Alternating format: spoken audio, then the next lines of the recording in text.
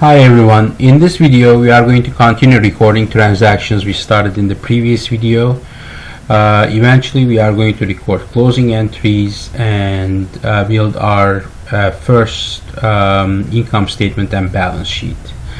In the previous video we recorded the first 4 transactions. Now we are going to continue recording the 5th transaction. In 5th transaction, $5,000 worth of material is purchased, $2,000 is paid in cash, and the rest is going to be paid in the next accounting period. The information we are gathering from here is they are paying cash, so that's going to decrease their cash. They are buying inventory, that's going to increase their inventory by $5,000, and the difference is what they owe to their suppliers. So the suppliers, they are going to it's going to be recorded under accounts payable, and this is under liabilities. The next one is a cash dividend of $1,500 is declared but not paid yet. So when a dividend is declared, we are going to decrease retained earnings.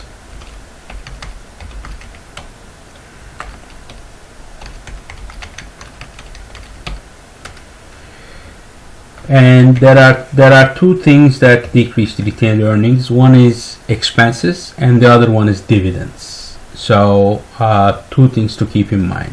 Retained earnings, when they declare dividends and don't pay, they owe the shareholders that money. So the company can owe money to different entities such as suppliers in the form of accounts payable, to employees in the form of wages payable, to IRS in the form of taxes payable.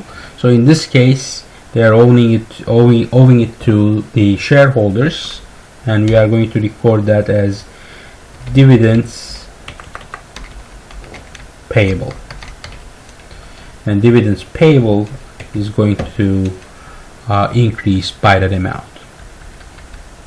Now let's take a look at our transaction number 7, where $2,000 accounts payable were paid in cash. So they're paying cash, it means it's going to decrease our cash, and at the same time it's going to decrease our accounts payable.